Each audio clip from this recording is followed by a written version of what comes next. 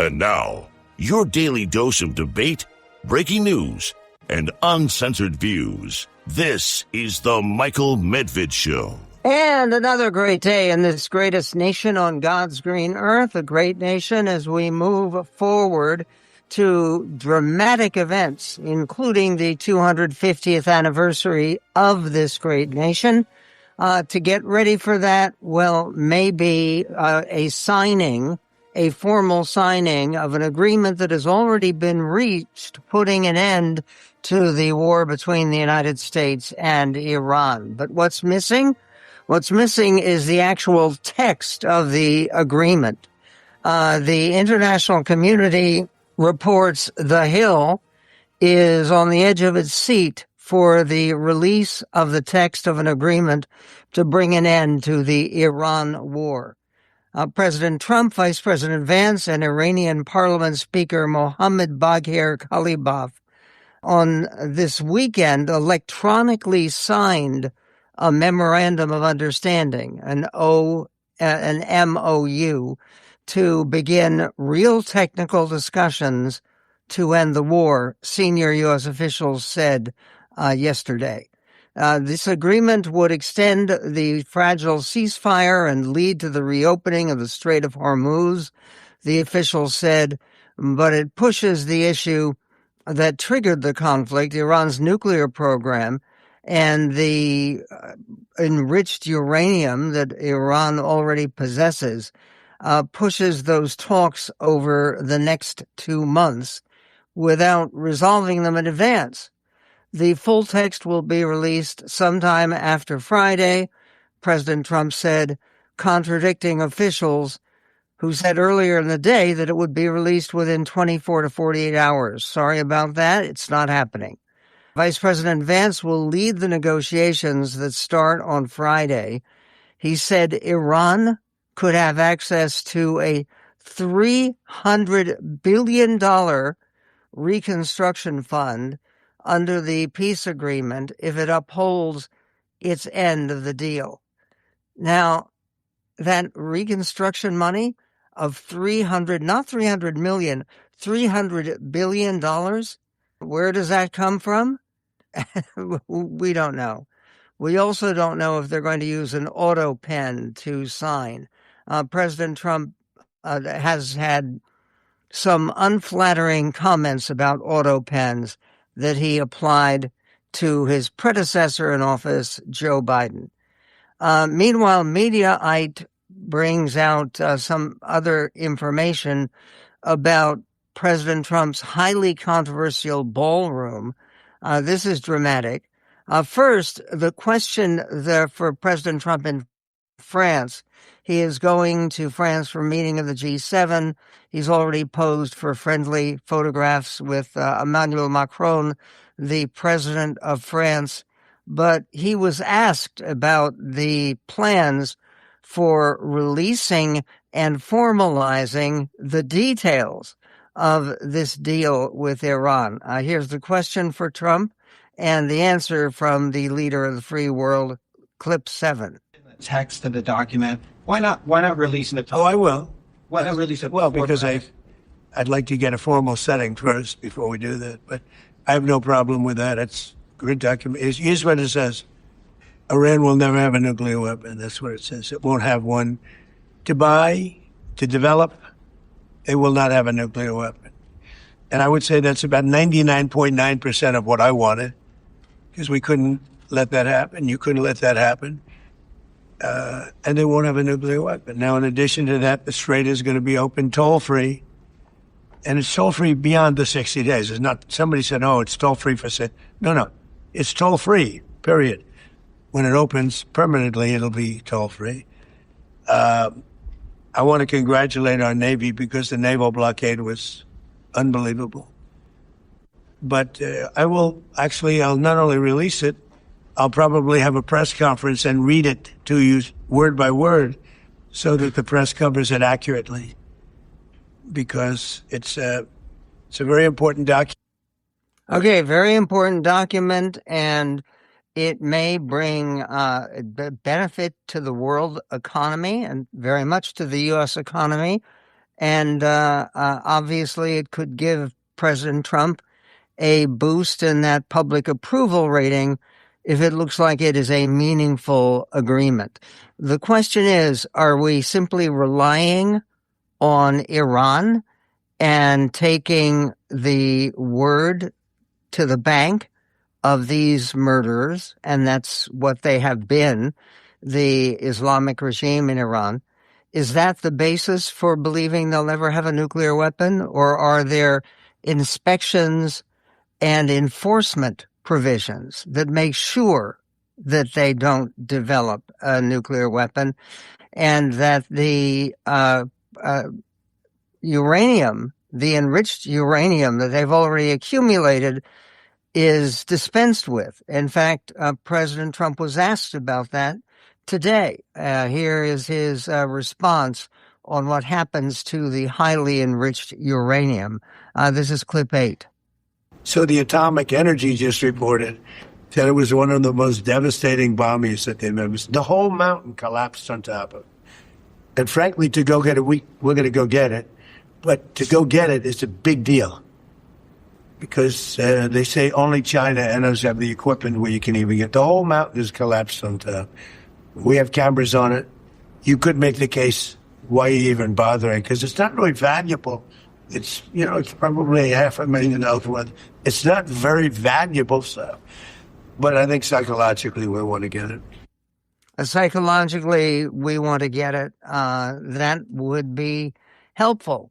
And then Vice President Vance is going to be very important in all of these events, particularly the ceremonial events. And Vice President Vance was asked on Fox News the way to prevent this war from becoming a quagmire. This is clip 16.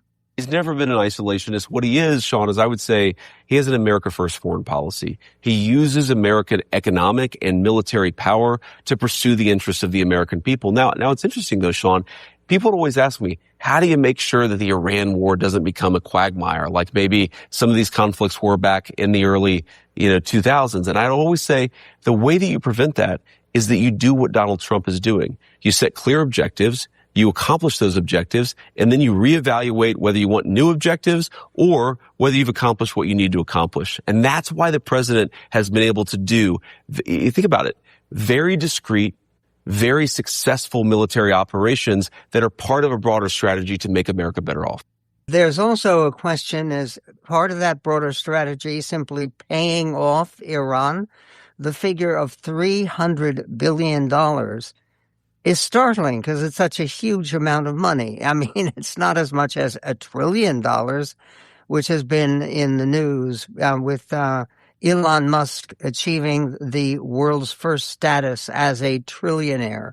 But we will get to that because the source of the money is one of the most important questions that remains about this agreement. There is also no agreement right now with primary voters heading to the polls today. There are primaries taking place in Georgia, Alabama, Oklahoma, and Washington, D.C. And much of the attention is on Georgia, where Republicans are set to pick nominees in a high-stakes contest to take on Democratic Senator Jon Ossoff in one of November's most closely watched Senate races. We will get to that and why it's important and more coming up on The Medved Show.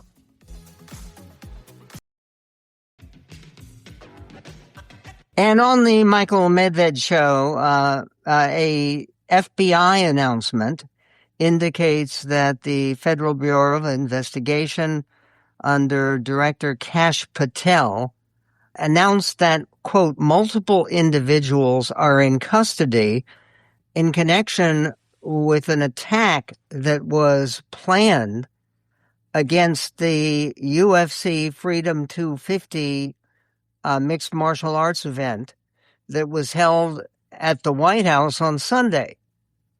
On June 10th, FBI and our law enforcement partners became aware of a potential threat to the UFC America 250 event in Washington, D.C., involving individuals outside of the national capital region. That's what Director Patel wrote in a post on X this morning.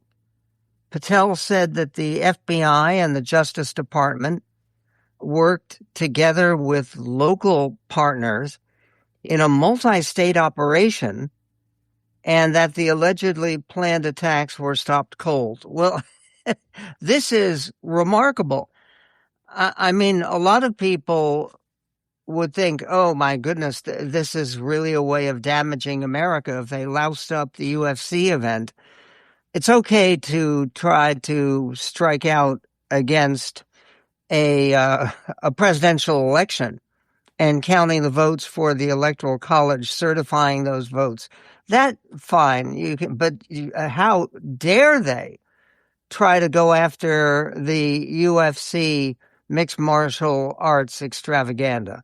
And Kash Patel said, quote, "We are built to detect, respond to, and bring to justice those who threaten the lives of American citizens, particularly during large gatherings like the historic UFC 250 fight," Patel said. By the way, people have been describing it as a historic fight. What's historic about it? A historic fight usually involves some issue, something that you're fighting over with a visible enemy that you're trying to overcome. What was that here? Who is going to be the featherweight mixed martial arts champion of the world under the UFC? This is a peculiar misallocation, it seems to me, of focus, not of resources, because this worked. Whatever was being planned didn't happen. When asked today whether he had been briefed about the alleged planned attack and a conspiracy to ruin his birthday, because it certainly would have ruined his birthday if there had been some kind of violence disrupting the birthday bash, and bash is probably the right word because there's a lot of bashing going on and a lot of strangling and maiming and pain. When asked Tuesday whether he had been briefed about the alleged planned attack, President Donald Trump said, "I haven't heard about it." Well, that's shocking. The attack that I watched were the fighters, Trump told reporters at the Group of Seven summit in France. The UFC event held at the White House on Sunday was an unprecedented spectacle designed to commemorate America's 250th anniversary and Trump's 80th birthday. It was run by Ultimate Fighting Championship CEO Dana White, who is a close personal friend of President Trump, and the president and first lady sat in the front row to watch the fights. Okay, this is always peculiar, but I don't think it gets any less peculiar. The UFC held at the White House was an unprecedented spectacle designed to mark America's 250th anniversary. What does this spectacle have to do with the people who weren't wearing Speedos? They were wearing powdered wigs for the most part. And the individuals who created this country 250 years ago. Joe Rogan was a podcaster, is a podcaster, in fact, the most successful podcaster in the world, who provided color commentary at the UFC event on Sunday. He had called the decision to hold the event outside odd, and the event a security nightmare and kind of a gimmick. Yeah, it was kind of a gimmick.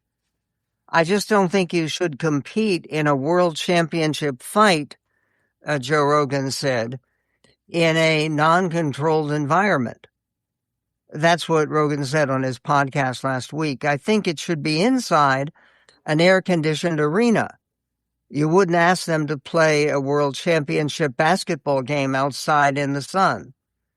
The event included 2 flyovers and a fireworks finale near the National Mall well after midnight. President Trump claimed this was going to be the greatest, biggest, most substantial fireworks display in all of human history. Unclear whether that aspiration was attained. The Federal Aviation Administration told the Washington Post last week that it planned to implement delays or a full ground stop at Reagan National Airport during the fireworks on Sunday.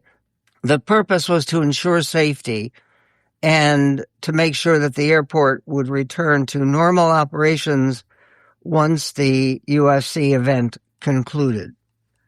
Meanwhile, the Washington Post has revealed today that the latest cost estimates for President Donald Trump's highly controversial ballroom, which he promised the American people would be funded entirely by private donors. Well, not so fast. The Post obtained a detailed project summary prepared for the White House by the contractor that instead showed the cost would come in at $600 million for this ballroom, with over half the cost being paid for by public funds. Even more remarkable, the Post notes, Trump received that estimate 3 weeks before publicly saying the project would cost only $400 million, not $600 million, which is its actual cost so far, and it would include no public funding. Well, it is including public funding.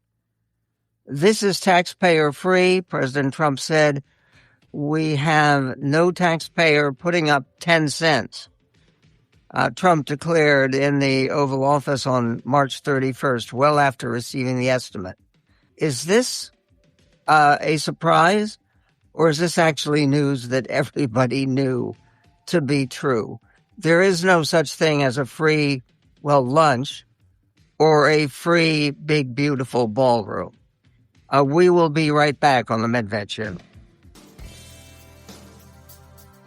Entertain your brain. Just sit back and enjoy the show. Every day on the Michael Medved Show. And on the Michael Medved Show, it is again primary day with a bunch of primaries taking place in Georgia, most prominently Alabama, Oklahoma, and Washington, D.C. But meanwhile, somebody who has no primaries to face right now, but he will if he runs for president, as everyone expects that he will. I'm talking about Gavin Newsom, the governor of California. He was term limited so that he couldn't serve more than 2 terms as governor of the nation's largest state. But yesterday, at the end of the show, we gave you the news that Governor Newsom says that the Trump Department of Justice is investigating him and his wife. Newsom put out a video in which he talked about the fact that there are a lot of personnel from the FBI and the Department of Justice who are investigating the friends and business associates and the basic personal business of Gavin Newsom, who has been much in the public eye. He was mayor of San Francisco and lieutenant governor of California before he was elected governor. And he says that this investigation is not based on any real suspected offense. It is based on the fact that Gavin Newsom is a very prominent, powerful candidate for potentially running for president of the United States, and he is certainly an enemy of Donald Trump. He has been very effectively, I think, critical of the president, making fun of his Truth Social posts, making fun of almost anything he does or says. Here is part of what the video said that Governor Newsom put out about what is happening to him and to his family. This is clip 20. In recent days, federal agents have knocked on the doors of family, friends, and former employees. Not because they found a crime, because they're simply trying to find one. They're demanding records. They're abusing the grand jury process, digging through years and years of random documents. Donald Trump isn't just coming after me because of my mean tweets. He's coming after me because I'm considering running for president, because he hates that I consistently called him out over and over again for his lies and deceit. The video that he put out not only condemns President Trump for investigating him, but it goes directly on the offensive, talking about some of President Trump's own questionable activities away from office to enrich himself. This is Gavin Newsom again, clip 9. Donald Trump is selling the presidency. He's running the largest cash heist in American political history, trading foreign tariff relief for approval of his golf courses, day trading behind the Resolute desk, reaping hundreds of millions of dollars in personal profit. And he's doing it openly. He's doing it on camera. He did it last night on the White House lawn. He's doing it through cryptocurrencies. He's doing it through the receipt of a $400 million private jet from a foreign government that he plans to keep when he leaves office, through his son's ventures in countries where his own administration is simultaneously making policy. His personal fortune has skyrocketed by $4 billion since making his return to office. This is the behavior of a regime, not a republic. The White House has become a marketplace for sneakers and coins and watches, cologne, guitars, Bibles, and phones. Influence for sale, access for sale. The problem with the attack on Gavin Newsom is that it's not just an attack on Gavin Newsom, it's an attack particularly on his wife and some of his wife's business enterprises, which have been attempting to find areas of commonality in the United States, basically do-gooder stuff, which President Trump apparently, or at least people in his Justice Department, believe is being abused by Jennifer Siebel Newsom, the second wife of Governor Newsom. I mentioned second wife because a lot of people are aware is that back when he was mayor of San Francisco, his wife was Kimberly Guilfoyle, who did not share much of his politics. She later went on to be briefly the fiancée of Donald Trump Jr., but that broke up and Donald Trump Jr. went on to be happily married in a glamorous wedding that his father didn't attend. But that's another story. Meanwhile, there is a question about all this money changing hands involving the Trump family, and there is a great deal of money like that. By the way, when it comes to families taking advantage of high office and cashing in, may I mention just the words Hunter Biden, who also took advantage of his position, not just to make complicated business deals that enriched him, but to sell paintings that for hundreds of thousands of dollars that otherwise, if he weren't the son of the President of the United States, would not have gathered the same kind of profit for him. Meanwhile, there is a question about sending money not just to prominent American politicians, but sending money to Iran. And Vice President J.D. Vance insists that the agreement that is being shaped now for its final form will not give the Iranians a single dime of American money. Here is Vice President Vance, clip 15.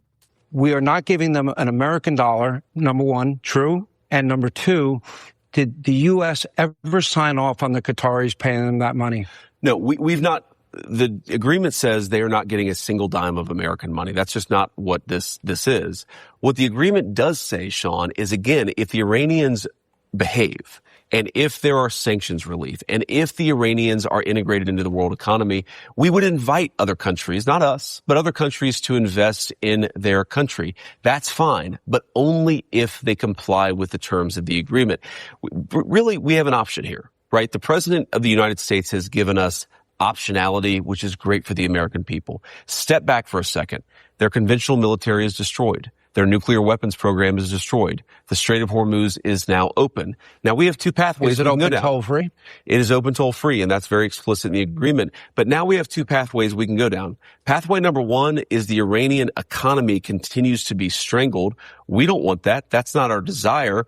But in order for them to get pathway two, which is reintegration into the world economy, they have to behave like a normal country. It's a very simple principle, actually.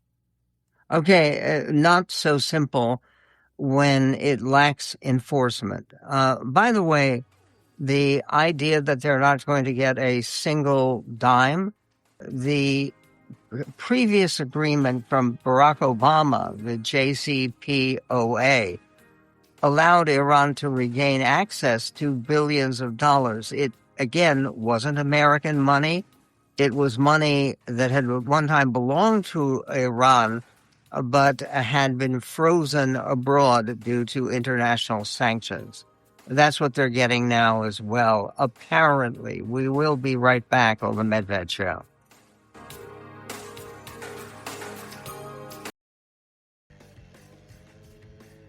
And on the Michael Medved Show, they're reporting on CNBC that President Donald Trump suggested today that he would be open to sharing the details of a new U.S.-Iran peace deal with Congress. And that sharing might occur, could occur, before the formal signing of that deal, which is scheduled for Friday. The comments come as some key members of Congress, including several Republicans, are calling for a chance to review the deal before it's finalized. Even some Trump allies, like South Carolina Republican Senator Lindsey Graham, who just won his primary election in South Carolina, they expressed concerns about Iran's commitment to the deal. They expressed concerns on the reasonable basis that you can't trust these people. And because they are true believers in an evil ideology of religious fanaticism and authoritarianism. And there is a piece in the Wall Street Journal by Walter Russell Mead under the headline, Trump, Cynicism, and the Deal. And it talks about the nature of Donald Trump and being reflected in precisely the kind of deal that he is making here. And the nature of Donald Trump is that he's a cynic. He doesn't believe that people should be motivated by high ideals. He believes that they should be motivated by winning, by actually gaining advantage over other people. The Memorandum of Understanding, writes Walter Russell Mead in the Journal, the Memorandum of Understanding is, in other words, a thoroughly typical example of Mr. Trump's second-term diplomacy. He is driving world events with an agreement that hasn't been formally signed, whose specifics are unknown, and whose prospects are at best murky. Viewed from that angle, this deal exemplifies both the strengths and the weaknesses of Mr. Trump's foreign policy. He is a master of political theater, producing, directing, and starring in the greatest and most compelling spectacle of our time. Yet faced with opposition from serious and determined opponents, he often fails to achieve the kind of concrete results that mark the difference between a P.T. Barnum and an Otto von Bismarck. Mr. Trump's greatest strength is also his greatest weakness. The president is a cynic, unencumbered by deep convictions and free from constraints imposed by conventional morality or codes of honor. He can alter his tactics to the exigencies of the moment without hesitation or scruple. Cynicism has its uses. No statesman can succeed without a healthy dose of it. But like most potent drugs, it works best in small doses.